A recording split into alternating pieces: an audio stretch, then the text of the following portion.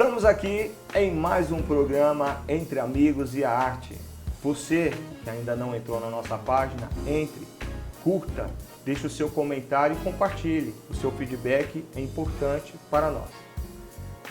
Temos a honra, a satisfação de receber um produtor aqui hoje. Ele é produtor, ele também é músico, tecladista, mas ele também é pai, é esposo, várias coisas. Hoje nós estamos aqui com Cláuber Dias. E aí, Cláuber? Cleiton, muito obrigado pela oportunidade, meu irmão, de estar aqui com você. É uma honra, uma satisfação. Tenho acompanhado o programa, muita gente assim de extrema qualidade, gente que eu sou fã, que eu acompanho o trabalho. Então, para mim é uma alegria estar aqui hoje com vocês. Ô, Cláuber, a alegria é nossa. Gente, vocês não fazem ideia do que esse homem aqui faz numa produção, num teclado. Hoje, pra gente, de verdade, quando a gente fala que é um privilégio, de verdade.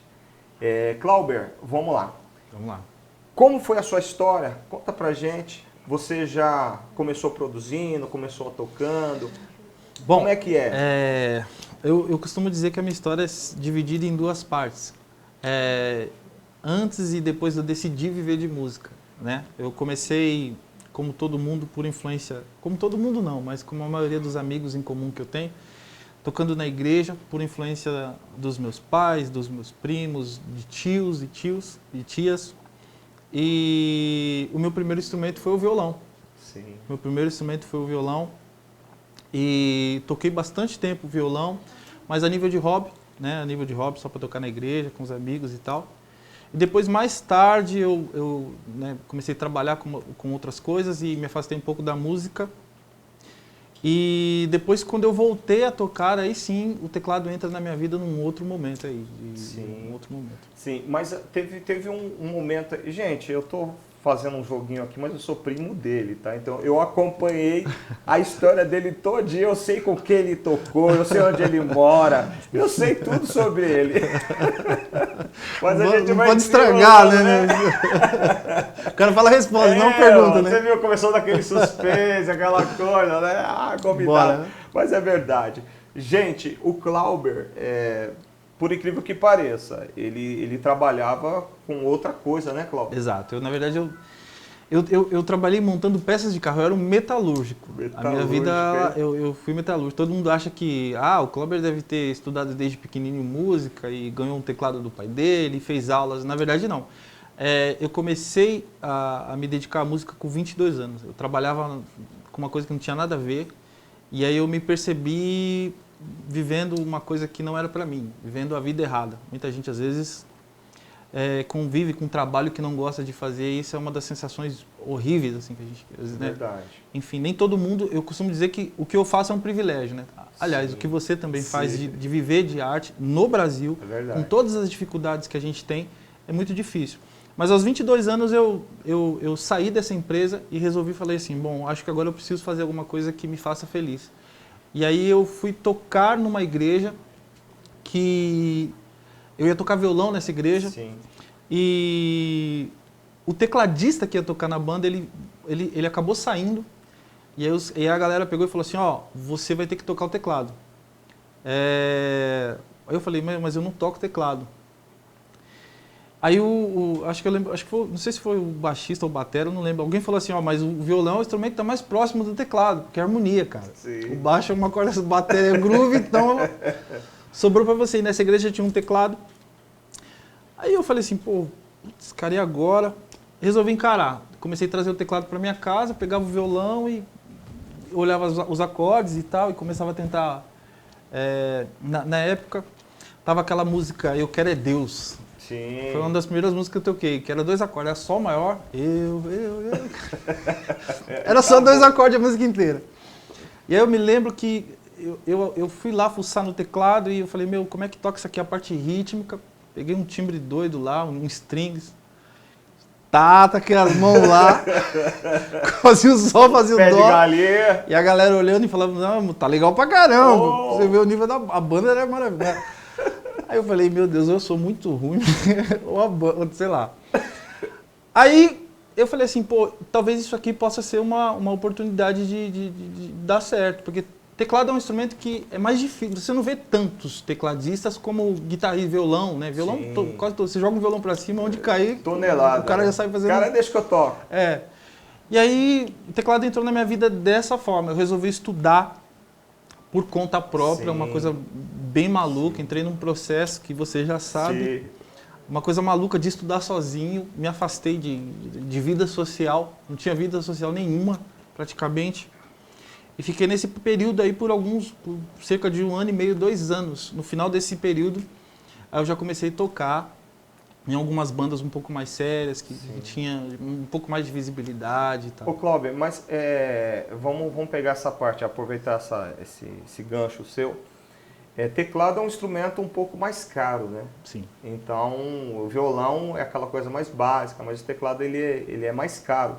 E você tem uma história aí, né? Vamos contar essa história? Do primeiro teclado? Maravilhosa essa história. Porque me faz lembrar de uma pessoa muito querida, um amigo. Sim. Que não está mais aqui no Brasil. Eu tocava numa banda chamada Sublime Olhar. Sim. Foi uma das primeiras bandas que eu toquei. Toquei numa banda chamada Maná também, que você fazia parte. E essa banda Sublime Olhar, eu fui para lá tocar teclado. E eu usava o teclado do dono da banda, né? O meu amigo chama Natan. Ele está na Inglaterra agora, um cara talentosíssimo, desenha muito, canta, toca, o cara é 1001. Natan, forte abraço para você, meu irmão. Deus abençoe sua vida. Você é meu na minha vida, né? E aí o que aconteceu? Quando ele foi embora, ele fez uma reunião na casa dele, meio que uma despedida.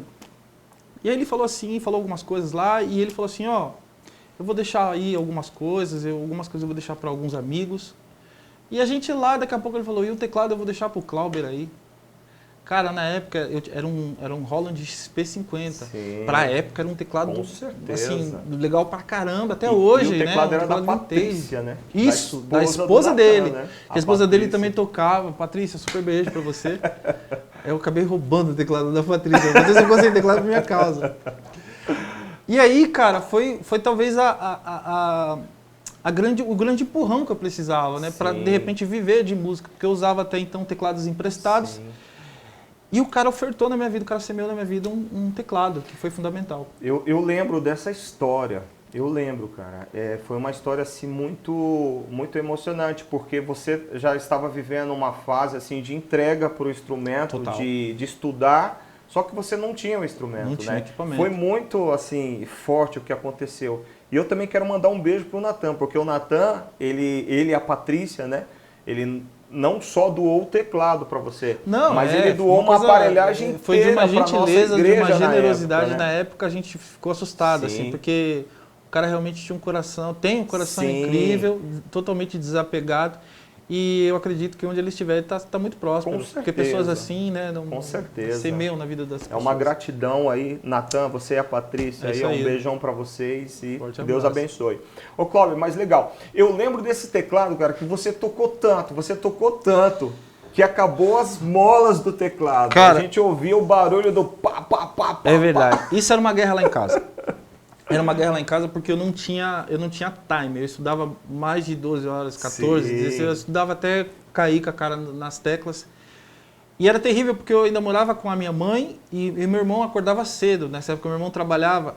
E às vezes, pô, você tá lá estudando, você tá em Nárnia, né, cara? Você tá tipo Avatar, né, velho? Fone de ouvido lá, aquela doideira. Aí às vezes tava meu irmão, tipo assim, olhando com aquela cara, assim, tipo... Sério mesmo? Já deu, né? Sério Amanhã mesmo? eu vou trabalhar, tipo assim. Ele acordava super cedo e eu lá tentando tocar e insanamente, assim, um barulho absurdo. Às vezes acordava minha mãe também. Sim. O pessoal teve que me aturar uma época aí, foi dureza. Cara, mas foi um tempo, assim, muito legal.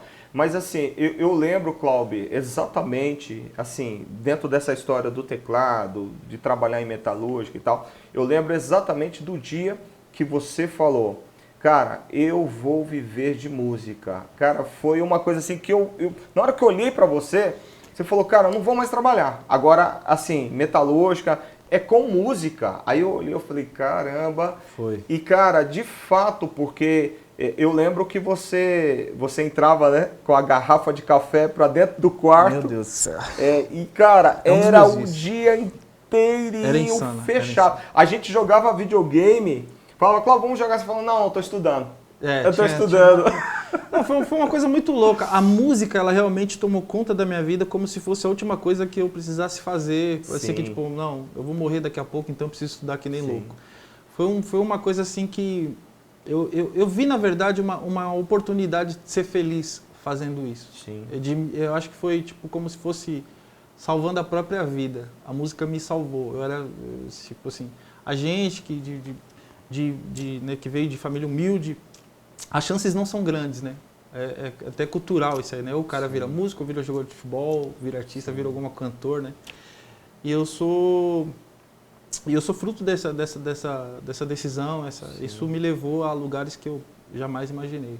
Foi muito bom. Cara, é forte mesmo, é forte, né? Incrível. E assim, Cláudio, essa questão de você hoje ser uma pessoa reconhecida não só no Brasil, mas Obrigado. Eu tenho certeza assim, que você é reconhecido no mundo. Tem muita gente de fora que entra em contato com você, admirando o seu trabalho.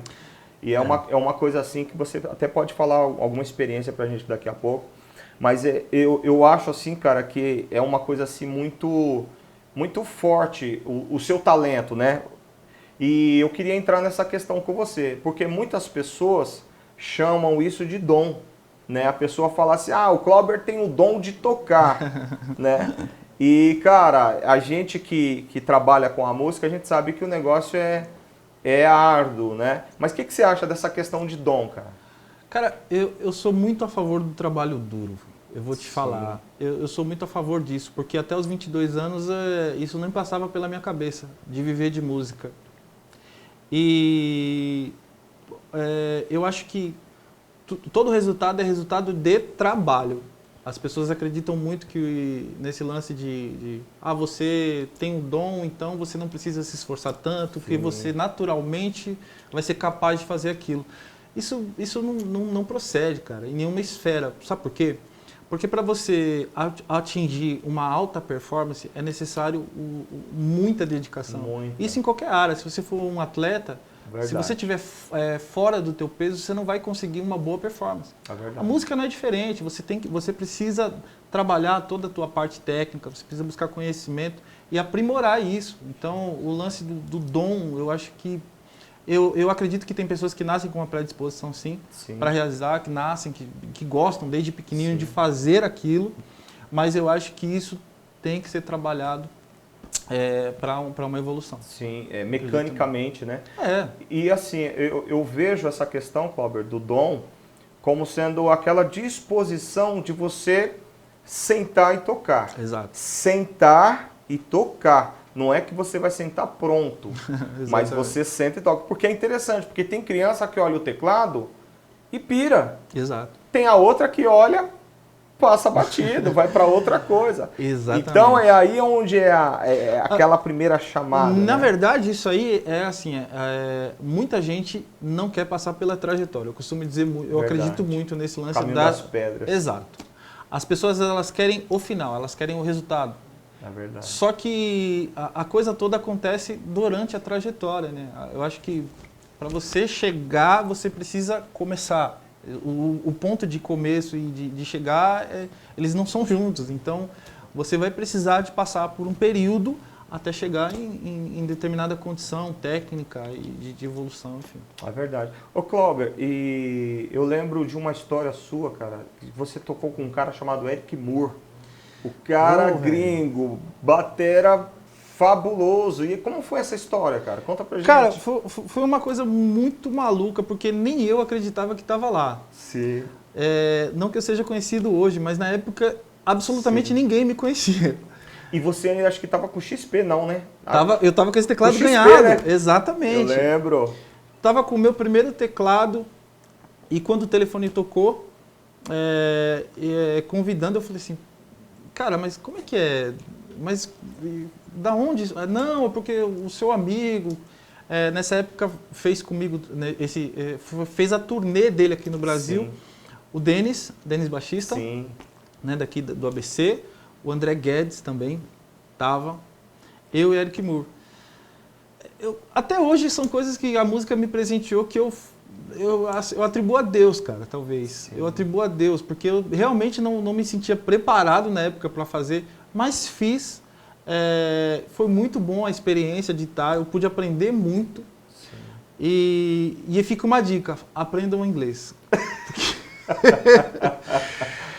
Cara, é uma coisa hoje que a comunicação, não tem comunicação. Hoje é uma coisa que eu falo, pô, se eu tivesse inglês, né, se eu tivesse um bom inglês, talvez eu poderia ter aproveitado bem mais uma oportunidade como essa. Sim, e o Eric Moura é um cara, né, fantástico, né? É incrível, é assustador, né? Velho. Chega a ser beira o absurdo, assim, a técnica. E a gente, quando ficou sabendo, eu falei, puxa, cara, o cara veio de fora, tantos e tantos tecladistas aqui no Brasil, o cara foi... Exatamente, você. Meu telefone tocou. A música, ela é uma coisa incrível, né? Verdade. De uma hora para outra, teu telefone toca. É verdade. A gente nunca sabe. O nosso papel é tentar se preparar para isso. Para quando o telefone tocar, a gente está pronto para atender a necessidade, que seja ela qual for. É verdade. Ô Cláudio, e você também teve várias participações com pessoas muito relevantes da música brasileira também. Não só gospel, né, mas da música brasileira. Eu lembro que você teve uma participação, você fez um trabalho com o Guilherme Arantes, né? Puxa, cara. Como é que foi esse cara, trabalho? Guilherme Arantes foi uma coisa... na verdade, ele fazia parte de um trabalho grande que eu fiz, um trabalho de um DVD. Eu fiz a direção de um DVD de um artista de hip hop chamado Dexter. E o elenco era incrível. Na verdade, foi um dos últimos trabalhos de DVD que eu dirigi. Sim. Chamado A Liberdade Não Tem Preço. E esse DVD tinha um elenco, assim, eu lembro que era Guilherme Arantes, Seu Jorge, Paula Lima, Al Cubo, Racionais, Péricles. Tinha muita Só gente, a nata, assim. né? Não, tinha uma galera muito do bem, pessoas que eu sou fã, que eu admiro, que eu respeito, Sim. Grandes artistas da nossa música. E foi mais um presente que a música me deu. São presentes, né, cara? Que eu venho ganhando ao longo desses anos. E sou muito grato, cara. Muito grato por essa oportunidade de ter feito esse trabalho. E o Guilherme, ele é um poeta. Né? Ele é um poeta, ele é um cara assim, que marcou, né, a história da música. Poeta, né? Tudo valendo, cara, sabe? O cara chegou lá, o cara mete a mão mesmo, Sim, toca de verdade. De Dá dublar, pra perceber quando a gente escuta o trabalho dele, né? Tudo valendo, cantando, tocando, aquela coisa. Sim, aquela energia, né? A mesma energia do Guilherme de 20, 30 anos atrás. É uma coisa incrível. Esses caras não perdem o feeling, não perdem o time, não perdem a alegria de fazer. E uma coisa que eu peço muito a Deus é não perder essa alegria que esses caras têm, né? Ao longo do tempo, os caras conservam aquela coisa. Você vê que é uma coisa que vai além da questão financeira, do tocar por dinheiro, né? Exato, cara. Exato. Isso fica muito aparente, né? Na musicalidade e na hora que o cara, né, tá ali na performance, você vê que ele realmente está ali presente de corpo e alma, né? Entregando ali para as pessoas que estão consumindo a música dele. É maravilhoso. Com certeza. Ô Cláudio, e você também teve um trabalho com Ed Mota, né? Cara, esse trabalho do Ed Mota tem uma história interessante. Tem, cara. Tem uma história muito legal. Primeiro que eu tava meio assim, eu falei, cara, mas o meu set, né? O meu set não é muito o que o Ed curte, assim. Eu uso Yamaha e tal, e ele é um cara extremamente analógico, gosta de Nord, umas coisas mais vintage e tal. Eu falei, pô, será que esse trabalho é realmente para mim fazer? Mas eu fazia parte da banda, eu falei, e conversei com a minha esposa e tal, ela falou, não, vai lá, pô. Sim. Né? Besteira, vai lá, faz o trabalho. E eu falei assim, é isso aí, né? Vamos lá, vamos fazer. Fui lá, cheguei lá, ele estava lá, né? Eu nunca tinha feito nada, eu não conhecia ele pessoalmente. Ele numa vibe muito incrível, muito tranquilo. Aí gravei os teclados e tudo rolou assim, maravilha. Quando eu acabei de gravar os teclados, eu falei assim, cara, que besteira, mano, olha que suave, ganho o dia. Já tô aqui, né, só esperando acabar o dia. Já dei aquela, sabe quando você estica a perna, já cruza e fala assim, ei, que tem um café, né? Já tava nessa vibe. Daqui a pouco a galera do estúdio chegou e falou assim, Ed, vamos gravar os pianos. Aí ele pegou e falou assim, não vou gravar não. O menino aí vai gravar. Aí eu... Tipo, você já... Tipo, que menino, né? Quem que ele tá Será? falando? Eu tava com a vida ganha ali, né, mano? 1-0 fora de casa, né? Já tirou foto, já já gravou, não, tava ganhando, tava ali estourado, né? E a galera tava sofrendo lá, gravando as cordas e tal. Eu falei, pô, bicho, Estourei, hein? Só vou esperar o dia acabar. Aí ele falou assim, não vou gravar não. O menino toca, ele que vai gravar. Ele toca, gente, ele que vai gravar. Cara. Aí o cara, pô, Ed, mas a gente vê, afinou o piano. Ele falou, não pensa não, ele vai gravar. Você se importa de gravar? Eu falei assim, não me importo, mas seria uma honra ver você gravar. Vai de escola, ver o Ed gravando. Sim, com certeza. Mas pô, você tá na chuva, vamos lá. Lógico. Aí vamos gravar, então vamos, né? Aí, quando eu tava indo pra técnica, ele pediu pra me chamar. E aí ele veio conversar sobre o que ele imaginou, né? Do que ele queria, da onda e tal. Cara, ele começou a me explicar, então, esse trabalho, eu pensei num piano, em que ele decorresse em camadas, assim, em que o conjunto das coisas, elas decorrem. Cara, ele começou a entrar numa viagem, ele começou a citar umas coisas, então, aquele disco, inclusive aquele disco que você ouviu do Chris Davis, do Robert Glasper, né, e tal. E eu assim, teve uma hora que eu tava vendo só a boca mexer, cara. Não tava entendendo mais nada. Eu olhando aqui, ele falando. Ele terminou, e aí, você entende? Você entendeu? Eu entendi. Entendi. Nossa. Cara, aí eu fui pro piano assim e falei assim, vamos lá, né? Já imaginando, ou vai ficar muito bom ou muito ruim, não tem meio termo. Só que nessa hora, uma coisa que é muito importante, eu sempre falo isso, que é a maturidade. A maturidade é muito importante porque ela te dá a condição de entender que você precisa tocar para a música, não para você, nem para o artista, nem para... Você precisa tocar para a música por música. Então isso te dá uma leveza, te dá uma tranquilidade. Sim. E aí você, nessa hora, entende também que o artista que você está trabalhando é um artista que já viu tudo que ele podia ver. Então você não vai impressionar o cara, se você querendo tocar muito. Então você recorre a tocar com sinceridade, com aquilo que você tem de melhor, com a tua emoção, com o teu coração.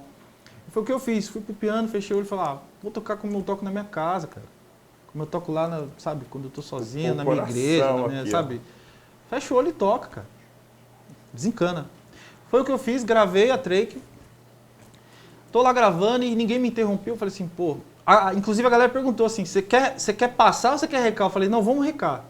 Na minha cabeça já estava muito claro. Eu falei, ou vai ficar bom ou vai ficar ruim. Meio termo não vai, né? Comecei a recar. Quando acabou a rec, eu não lembro se eu falei, se eu me mexi, fiz um barulho lá. Aí a galera falou assim, dá um pulo aqui na técnica. Eu tirei o fone assim e falei, caramba. Desse negócio ficou tão ruim que os caras não deixaram nem fazer a track 2. Eu falei, acho que os caras falaram, mano, não vamos nem tentar com esse cara. Vamos dar mas por incrível que pareça, cara, ele gostou da track. Eu cheguei lá na técnica, ele, olha, eu gostei da track, mas tem um problema aí, o microfone pegou um barulho. Eu falei assim, meu Deus do céu, perdi a track por causa de um barulho, não é possível. Aí tava o Silveira lá. E o Silveira nesse dia ele me salvou. Nossa. Silveira, legal, me salvou, abraço. Eu não queria, eu não ia fazer aquela track não. Aquela track que você faz, né? Você fecha o olho e toca, então você nem lembra o que você tocou. Aí o Silveira, não, Ed, tá tranquilo, a gente só faz o final. O Cláudio, dá pra fazer só o arpejo aqui, do final lá? Eu falei assim, era um arpejo que eu tinha feito lá no final. Eu falei, bora, é só ir. Não, vai lá. Aí ele ficou meio assim, né? Vai emendar, negócio de piano emendado. Não, Ed, vamos ouvir. Aí cara, quase que eu fui sair correndo pra fazer, né? Fui lá, fiz o arpejo, que aqui nem respirava, né? Galera, pode respirar agora, já foi. E graças a Deus deu tudo certo, cara. Deu tudo certo, gravei o piano. É uma das experiências que eu guardo muito carinho. É um cara que sabe o que quer, como quer. Sim, ele tem a ideia toda na cabeça. O cara conhece de tudo, de música, de vinho. É uma escola. Com certeza. É uma grande escola. Ed Mota é referência, né? Com certeza. Gente, agora eu vou mudar um pouco de assunto aqui.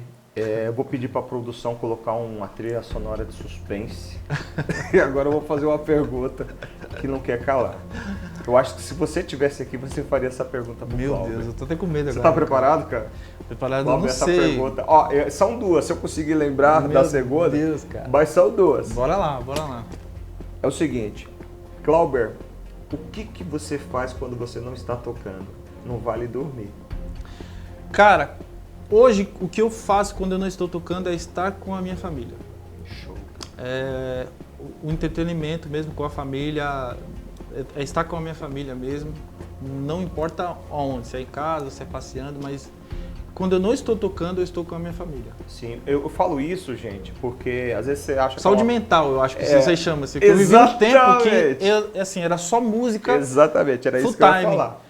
E isso é uma coisa que, se você não tomar cuidado, você fica maluco, cara. Tem gente que perde casamento, perde família, perde você tudo. Perde amigos, você fica... Perde a sanidade. Eu vivi essa coisa aí do antissocial. De ter uma hora que a música tomar conta de você não conseguir ver diversão e sentar e comer uma pizza com seus amigos. Eu vivi essa doideira. Você vê que é um momento de maturidade que você encontra, de equilíbrio, né? Sim, entre a arte e a vida, né? E a arte da vida.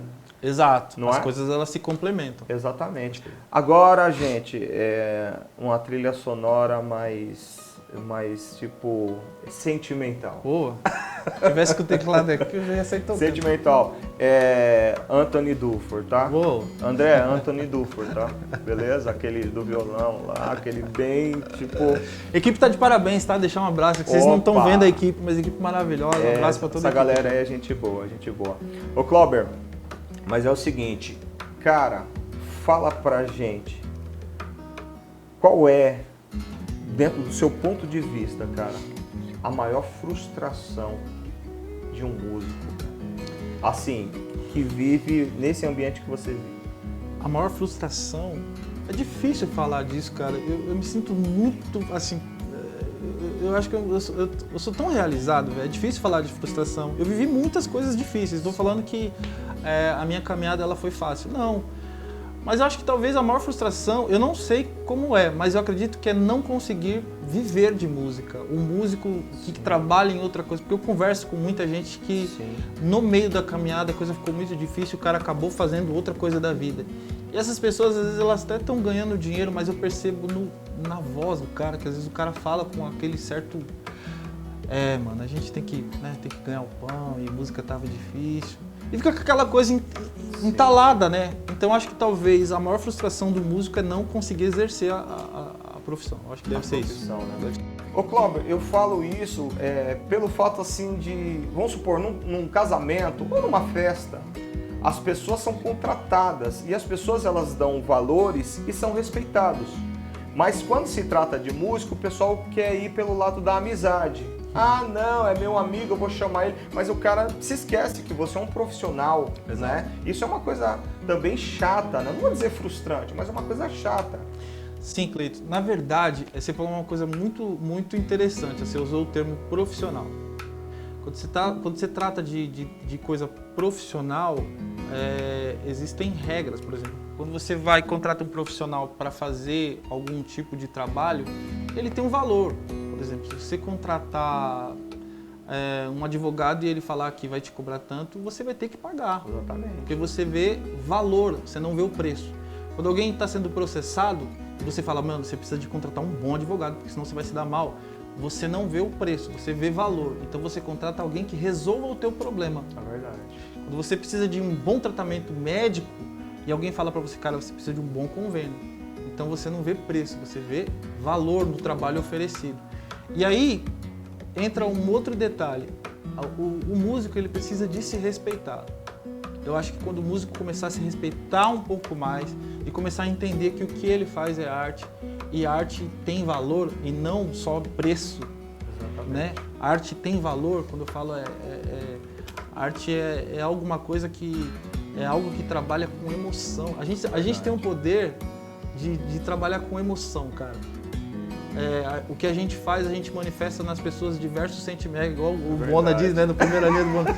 Mas é uma realidade. Cara, porque, cara, quando eu toco o meu teclado, alguém ri. Quando eu toco o meu teclado, alguém chora.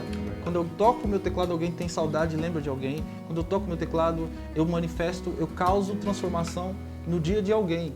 Isso é muito poderoso. Qual o valor que isso tem? Qual é o valor que tem alguém que me ouve e lembra de alguém que... Tem como pôr um preço?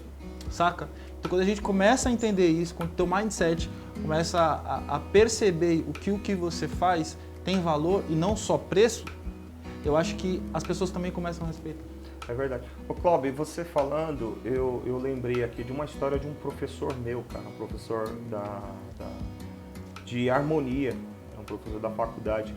E ele falou uma coisa uma vez, cara, que eu achei muito interessante e eu quero entrar nessa pergunta com você.